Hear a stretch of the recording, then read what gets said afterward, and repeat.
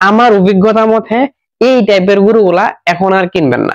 স্থান, কাল এবং জাত ভেদে গরু লালন পালন করতে হয়। যদি এই সমীকরণে কেউ ভুল করে ফেলেন তাহলেই খামারি ভাইজানেরা ক্ষতির সম্মুখীন হইতে পারেন। কেন এই ক্ষতির সম্মুখীন হইতে পারেন? কারণ আপনি মোটা তাজার গরু দিয়ে খামার শুরু করবেন নাকি দুগ্ধবতী গাভী দিয়ে খামার শুরু করবেন, এটা কনফার্ম হইতে হবে। যদি দুগ্ধবতী গাভী দিয়ে খামার শুরু করেন তাহলে কি জাতের গাভী দিয়ে খামার শুরু করবেন নাকি বকনা দিয়ে খামার শুরু করবেন। আর যদি মোটা তাজার গরু দিয়ে খামার শুরু করেন তাহলে কি জাতের ষাঁড় গরু দিয়ে খামার শুরু করবেন নাকি হাড্ডি ষাঁড় গরু দিয়ে খামার শুরু করবেন, এটা কনফার্ম হইতে হবে। আমি রনি আপনাদের ভাই চেষ্টা করতেছি ধারাবাহিকভাবে এই বিষয়গুলো আপনাদেরকে সম্পূর্ণরূপে বোঝানোর জন্য। তারই ধারাবাহিকতায় আজকে আপনাদেরকে দেখাবো বর্তমানে কোন জাতের গরু দিয়ে মোটা তাজাকরণ শুরু করবেন, কোন জাতের ষাঁড় গরু দিয়ে নাকি হাড্ডি ষাঁড় গরু দিয়ে। এই ভিডিওটা যিনারা গরু মোটা তাজা করতেছেন কিংবা করবেন ওনাদের জন্য খুবই কার্যকারী। প্রিয় ভাইজানেরা, ইউটিউব এবং ফেসবুকে অসংখ্য ভিডিও আছে 15 দিনে গরু মোটা তাজাকরণ কিংবা 1 মাসে গরু মোটা তাজাকরণ। আসলে আপনারা খেয়াল করে দেখবেন 15 দিন কিংবা 1 মাসে কি আসলে এই গরু মোটা তাজা হয়? না, একদমই হয় না। শুধুমাত্র 15 দিন কিংবা 1 মাসে হয়তোবা কিছুটা পরিবর্তন হইতে পারে।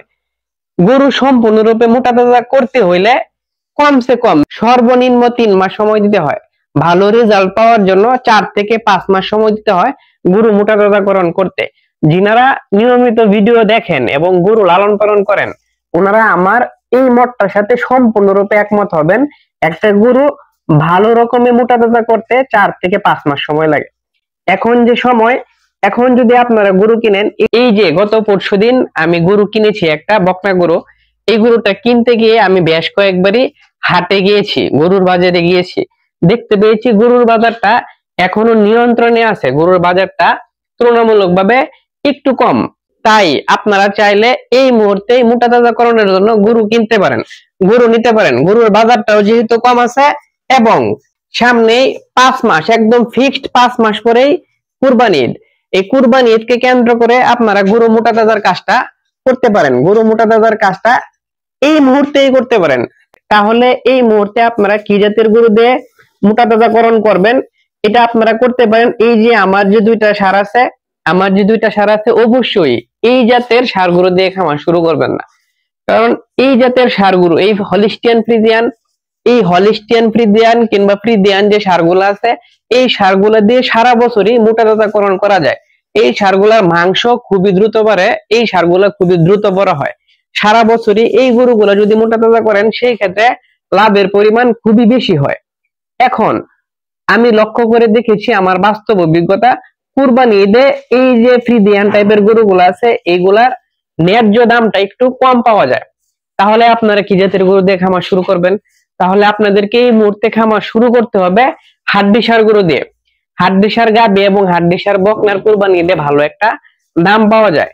এবং দেশি যে ষাঁড় গরুগুলো আছে এবং শাহিওয়াল যে ষাঁড় গরুগুলো আছে এই গরুগুলো যদি আপনারা মোটা তাজাকরণের জন্য এই মুহূর্তে কিনে নেন তাহলে কুরবানি ঈদে ভালো পরিমাণে একটা স্বাস্থ্য আসবে, ভালো দামে সেলও দিতে পারবেন।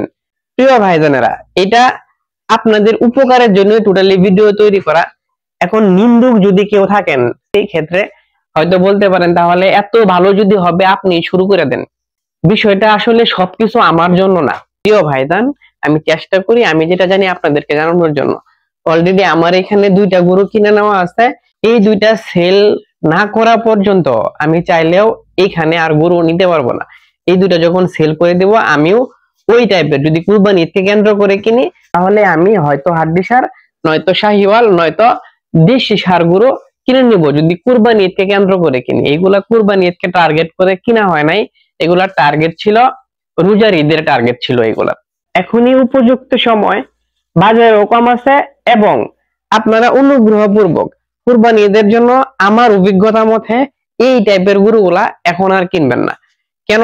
আপনারা যদি ক্ষতিগ্রস্ত হন, আপনারা যদি খামার না করেন, আপনারা যদি খামারি না হন, আপনারা যদি লাভের মুখ না দেখেন তাহলে আমার মতো রনিবার আপনাদের কোনো দরকার নাই। কারণ গরু লালন পালন করে যদি লাভই না হয়, গরু লালন পালন করে যদি আপনারা মজায় না পান কিংবা গরু লালন পালন করে সামান্য কিছু অর্থ যদি আপনারা না পান তাহলে তো আর ইউটিউবে বিভিন্ন ভিডিও, ফেসবুকে বিভিন্ন ভিডিও দেখে বিন্দু পরিমাণও লাভ নাই।